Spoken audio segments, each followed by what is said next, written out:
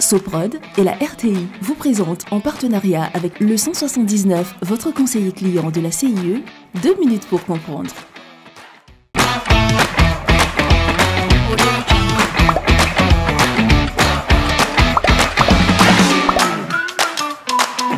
Bonjour, bienvenue dans 2 minutes pour comprendre, votre capsule quotidienne qui vous aide à comprendre comment fonctionne le monde qui nous entoure.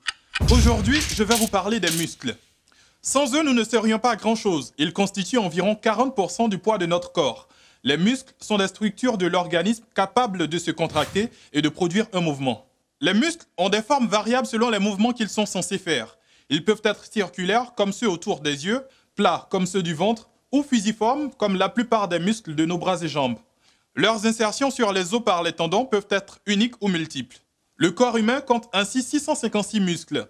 En se contractant et en se décontractant, ils permettent au corps de s'animer, de se mouvoir, de se déplacer, ainsi que de se tenir en position.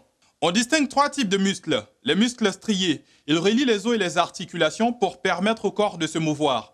Les muscles lisses, ils permettent les mouvements et les fonctions inconscientes et involontaires comme respirer par exemple. On n'y pense pas à chaque respiration, pourtant, les muscles nécessaires à cette respiration agissent sans que nous soyons obligés d'y penser.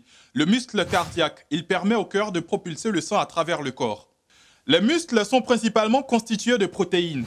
En boucherie, les muscles sont appelés viande. La viande est donc une importante source de protéines. Le corps s'adapte à l'effort et fabrique du muscle pour faire face à des efforts physiques.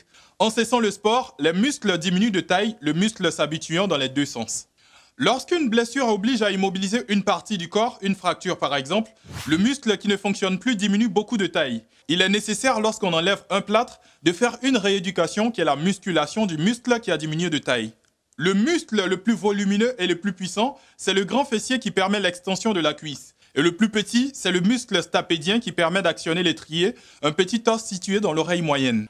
Je vous donne rendez-vous demain à la même heure pour un nouveau numéro de 2 minutes pour comprendre. Soprod et la RTI, en partenariat avec le 179, votre conseiller clientèle de la CIE, vous ont présenté 2 minutes pour comprendre.